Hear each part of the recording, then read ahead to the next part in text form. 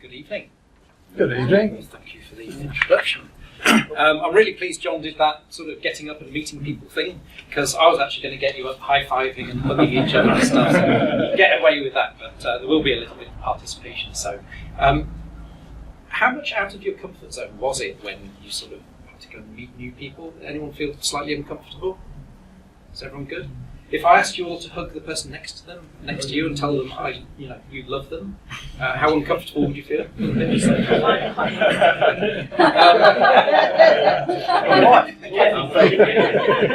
It's good, because getting out of your comfort zone is something we all have to do in business, and pricing is one of those things. There's a lot of mindset attached to it, and when we're doing stuff with pricing, we sort of talk ourselves out of things. So.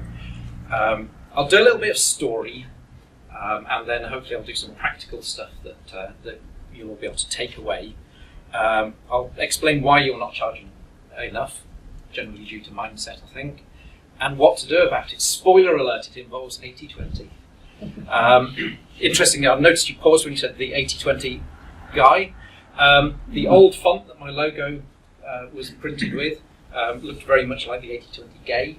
So, we got that changed. Anyway. It didn't cross my mind. What's life and growth about? Awareness. We all build our awareness. And then, as we become aware of stuff, it then takes commitment. So we become aware of a problem in our life. We then commit to solving that problem. Who's had a flash of the bleeding obvious in the last sort of month, when they've suddenly gone, oh, amazing, I can't believe it. No one had a flash of the bleeding. Yeah. Thank you, there will be participation. We all have these flashes of the bleeding obvious, don't we? And sometimes we just let them go, and other times we've got to take action on that right now. So it's about the commitment. Probably the first step we take in our journey of raising our awareness and committing is when we learn to walk. As shown by one of the cheesiest stock photos in the world. I'm actually fun. It's not the cheesiest, this is the cheesiest stock photo. It's just ridiculous. Anyway, back to the story. So, when we're a child, we suddenly become aware that we don't have to move around by shuffling around on our bum and crawling and stuff.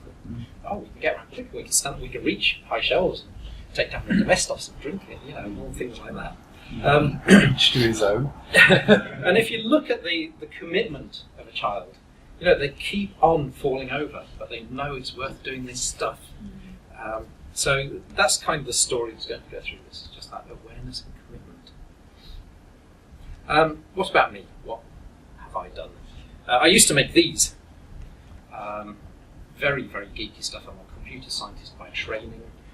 Didn't like people. Used to lock myself in the bedroom until I was 30 actually, but doing computer stuff.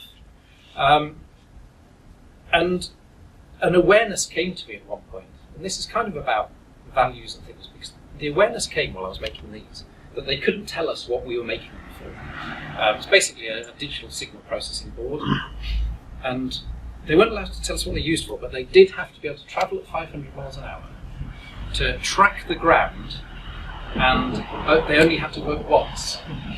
I also can't tell you what they were used for, but I drew my own conclusions, and it was against my values, so I moved on. I then went to work making these things work. Not the people, making TV stations work. And moved on then into live audio. Don't know if anyone saw the Sydney Olympics in 2000, watched Kylie singing her little heart out.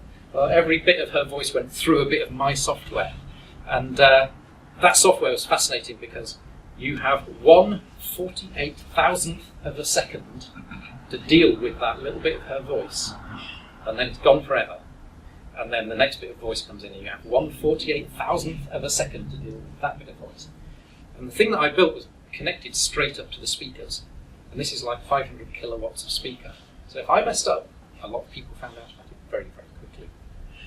And that's kind of what I've always done. The wealth dynamics profile is very, very interesting. I actually sit in the accumulator end, which is quite rare in this country, I believe, and it's quite rare for entrepreneurs. But it means I love data and I love getting into the nitty-gritty of things. So I support the creators very well because they just come up with wacky ideas. I have one client who's pure creator, comes to me with 20 ideas, and we pick through the 2 that might actually be worth doing, and then putting a plan in place to get them done.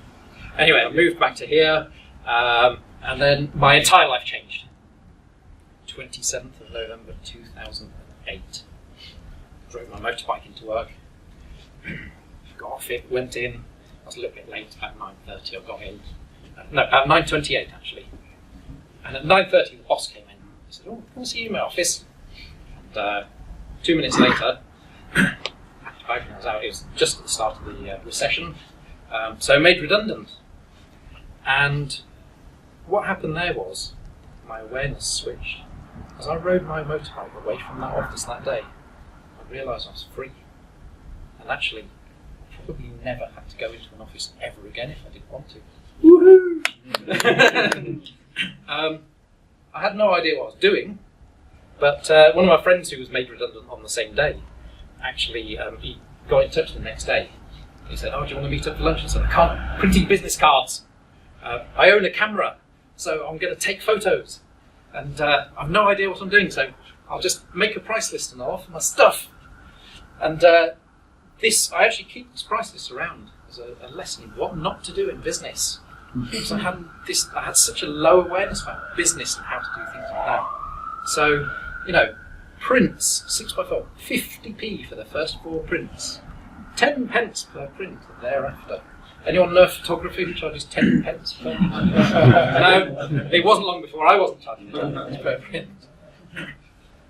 But and this isn't where I doubled my revenue from, by the way. This is I didn't double 6 20 pounds to 12. But I've made the mistake of using pricing strategy 101, which so many business owners, even when they've been in business 10 years, I still find people who followed pricing strategy 101. Anyone know what step 1 of pricing strategy 101 is? Yeah. Make it up. And remember how easy it is. So I was chatting with Hayden before the event today, and he told me about what he does. I don't know if anyone else has chatted with him. What he does is he tells people to turn their light bulbs off. Now, that is the simplest thing that you do. It's much more complicated, it's much more valuable. Saves companies millions and millions of pounds, does it not? Yes. It does. But essentially you're telling people to turn their light bulbs off. Now, Hayden knows that's easy. And so he might say, well, in order to tell someone to turn a light bulb off, I can charge them £1. But what's the value in telling people to turn light bulbs off? Finding the people who need to turn light bulbs off. So making up, when you remember how easy it is, remember it's not necessarily easy for the other people. Another method in pricing strategy 101 is to look around you. What's everyone else doing? Oh, they're charging this and they're charging this. I think I'll just make myself a bit cheaper. Great idea. And then they go cheaper and you end up like supermarkets and you're in massive trouble. 95% of the people in the world are wrong about almost everything they're doing in their business. We know that because 5% of businesses really succeed. Probably around 60% of businesses sort of ticking over and a bunch of businesses struggling. If only 5% of businesses are really growing, thriving and succeeding, that does mean 95% are wrong. A great strategy, if you don't know what to do, is look around you at all the other businesses and don't do that. Yes. Pricing strategy 101, number 3. Discount your prices to get the business. And the best time to do this is before your client has even asked you to put it down. You get scared. You go, oh, I can't charge that because it's so easy. And I've looked around at what everyone else is charging. I've got to under. You just get in this mess. And then, once you've discounted your price, it's almost guaranteed that you will resent doing the work. This is brilliant. Go and talk to a tradesman. They love doing this. Oh, I put my quote out there. I knocked 20% off to get the business before they ever objected to my pricing. And now I'm doing all this work for them. It's terrible. So, that really is pricing strategy 101. Number 3, discounting to get business is really not a good idea. What are we going to do about this? I think there was a spoiler alert earlier. Who's aware of the 80-20 principle? That's good. I knew this was a good room. Well, great room. Was it more than 80% of us? It's about 50%. That's good. Hands up, who's heard of the 80-20 principle and knows about it? Sorry, just yeah. Keep your hand up if you're regularly doing something about it in your business. Oh, that's the 20% of the 20%. So, for those who aren't aware of it, there's a chap in Italy around the turn of the last century now, Vilfredo Pareto, who noticed that 80% of the land was owned by 20% of the people. He also noticed that 80% of the peas grow in 20% of the pods. He looked into it more and discovered that there's this basically universal principle. I know there's not a lot of time to go into it today. There's bags of data. There's a book by a guy called Richard Koch, which is this thick, all about the principle. Very heavy reading. Worth it if you want to get in the nitty-gritty. My book's about that thick and takes 20 minutes to get through. So if you want the conversation starter, go for mine. The beauty of the 80-20 principle, so that 80% of results comes from 20% of your efforts. It's also a fractal, which means that in that top 20%, there's another 80-20, which means that 64% of your results come from 4% of your efforts. There's another 80-20 in there. 50% of your results come from 1% of your efforts. Where have we heard about 1% having 50% of the results? Stuff. The financial thing. Oh, the 1%, oh, they're terrible people. It's awful. No, it's not awful. It's a natural law. It will always happen. If they start getting 80%, it will self-balance. If you take all the wealth off them, give it to other people, it will rebalance. 1% will end up with 50% of the wealth. The problem with this is flat earth thinking. I like to think of it as flat earth thinking. And the flat earth thinking is that things are average. Now, if you wanted to make, let's say, £5,000 from 40 customers, what are you going to go out there into the marketplace with?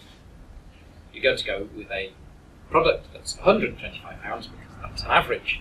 So if we sell 40 at £125, we've got £5,000. But that really is flat earth thinking. It's not taking into account this natural law. When you fight against the natural law, this stuff won't work. I'm the 80-20 guy. I was doing this in my business until embarrassingly recently. The 80-20 curve looks like this. There's a large low end and a few real winners at the other end. If you want your £5,000 from 40 people, the lowest product you're going to put out there is £38. The highest product you're going to put out there is £928. Someone in that crowd has £928 to pay you for that product. Let's look at a real practical example of the 80-20 curve in action. Socks. Anyone here wear socks? That's good. 47 pence for 5 pairs of socks. Can you believe that? Do you think they're good quality socks? Let's look at some Amazon reviews. Very poor quality. I like the way that the headline of both of these reviews is 1 star. They give it 1 star and then say 1 star, just in case you didn't notice. The other one says, load of rubbish, I use them as rags. Not quite sure what they were expecting, to be fair. 5 pence for 47 pence. Let's slide up the curve. 1 pair of socks, £4.95. These are getting into decent socks. It's probably a splendid pair of socks. What are the most expensive socks available in the UK today? Trevor can't answer this because I think you were at my event when I gave the answer last time. Yes. Anyone know what the most expensive pair of socks available in the UK? I'm going to guess at £49. Oh, that's a bit high, isn't it? Is it? No, a couple of £100 high. A couple of hundred? Oh, yeah. Flipping heck. Who said 500?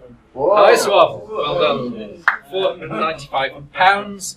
But you do get a presentation box. You do get a nice box, absolutely. That means if you only look at socks, there is someone in the marketplace willing to pay 5,265 times the price of the least expensive offering. Is anyone feeling better about their business at the moment? I'm going to start selling socks. Anyone got a pair of those socks? It's awareness. It's awareness and it's commitment. Once you're aware of this 80-20 curve and what riches lie at one end of it, and when you stop thinking in averages, you can then commit to where you want to be on this curve. To bring yourself down the curve, to end up selling 47 pence, 5 pairs of socks, you need fear. It's scarcity. You need to think there isn't enough out there in the world. You need to think, if people give me money, there's less money in the world and they haven't got any money. Don't worry, they'll replace it. It's fine.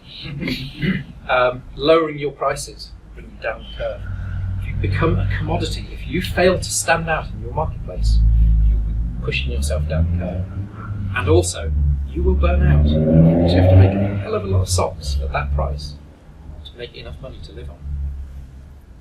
How do you get yourself up the curve? Be creative.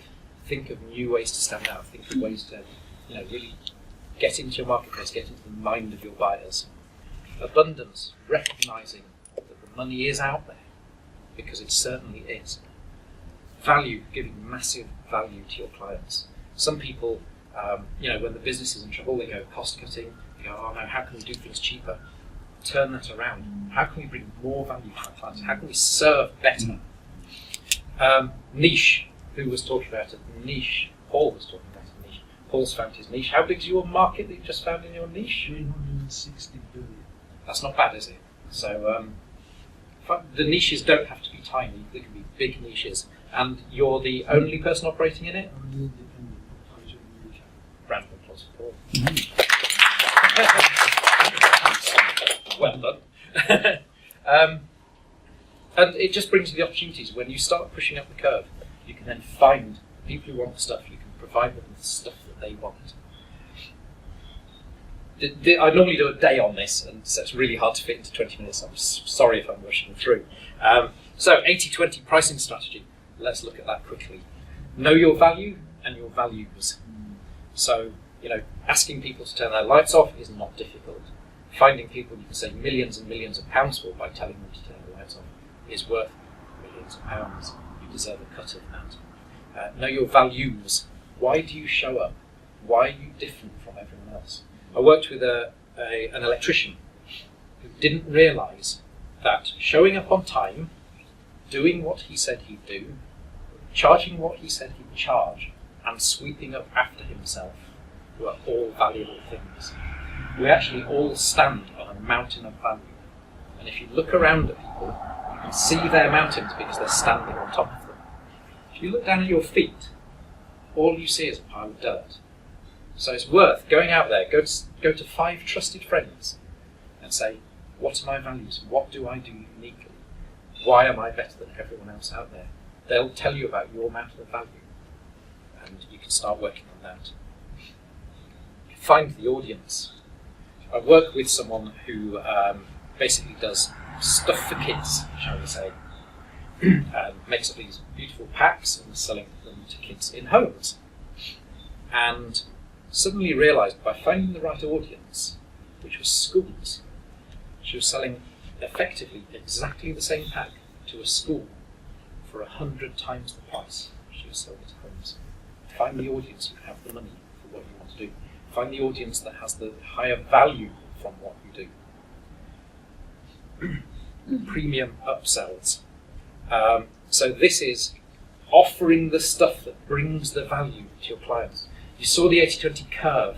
So start with the basic offering at the bottom end and then offer more and more stuff, going higher and higher up the curve. But you really can have products out there 10 times, 100 times the price that you're currently offering. I work with a chap who does car detailing, and his average spend for clients is about £200, something like that. He starts maybe at 50, average is 200. He got in touch with me the other day. Anyone want to hazard a guess at what he managed to sell a package for to someone? 7,500. Not that much. 1,200. It was £2,250. He'd found enough stuff on a single car. They were going to have their windows tinted, they're having all sorts of stuff done. He outsourced most of the work. But he went in on a basic, I'll give you car for £200, upsold it by over 10 times. So these things are absolutely possible. So, what's the one thing to take away? Because this is risky. You know, if you put your prices up, if you start offering these things, what if all my clients go away? What if, you know, the mind starts chugging away and giving you the horror stories? So the rule is just always be testing. So if you want to put your prices up by 20%, by 50%, test on 10% of your potential clients, or 50%, or wherever your comfort zone lies. You know, if you want to, a great upsell is to give guaranteed turnaround times. So test what kind of upsells you work on. I work with a chef who, you know, worked on his own to start with, then built a team around him. He started offering a higher price to guarantee that he would show up. Started with 7%, and quite a few people took it. Went up to sort of 12%, quite a few people took it, not as many. Went up to 25%, no one takes it. He's super happy, he doesn't want to cook anything. So always test and get to the place where you're comfortable. As I said, it's a really quick intro today. 80-20 is all-encompassing across your whole business. I like to call it the rabbit hole. Once you start becoming aware of this curve, applying it to everything, you will go down that rabbit hole and you will never look at things the same again. But it's all about awareness and commitment. So today I've made you aware, hopefully, of the 80-20 curve and what can be done with it. Now we're looking for commitment from you. Because, oh yeah, it's okay, isn't really a commitment. I'm looking for people to go, I hate that, it's rubbish. I'm looking for people to go, yeah, that's awesome. So I'll just list some options. Load of rubbish. Or, I already know all that. Interesting. Not for me, not relevant. Yeah, I might do some of this. Wow, I will do this stuff. And, holy crap, I'm all in. And you might even get as happy as these guys. So we're going to have a show of hands now. And there is no right and wrong answer. I can take it if you all put your hand up on number one, I think. Who's a number one? Awesome. Who's number two? This is good. Number three. It's good. So you can see maybe, number three, I'd like to offer you a free digital copy of my book. So if you give me your business card, if you take one out actually, if you've got a pen, right, 80-20 BB, hand it to me, or just hand it to me and tell me. Give you a free digital copy of my book. It's a little conversation starter, it takes no time to read, and you can sort of start getting into 80-20, getting more awareness. Who's number four? Wow, I will do this stuff. Anyone who has their hand up now, I would love to offer a free, real copy of my book, and also 60 minutes of my time. So if you'd like to meet up and have a chat about your business, look at how we might get 80-20 implemented into it, go right across it. Who's number five? Hooray! You get free copies of both of my books and 90 minutes of my time. Wow. So if you'd like to do that, take out a business card, write your number on the business card, and hand them to me at the end. And it'd be great to sort of just catch up with you guys and help you out in your businesses.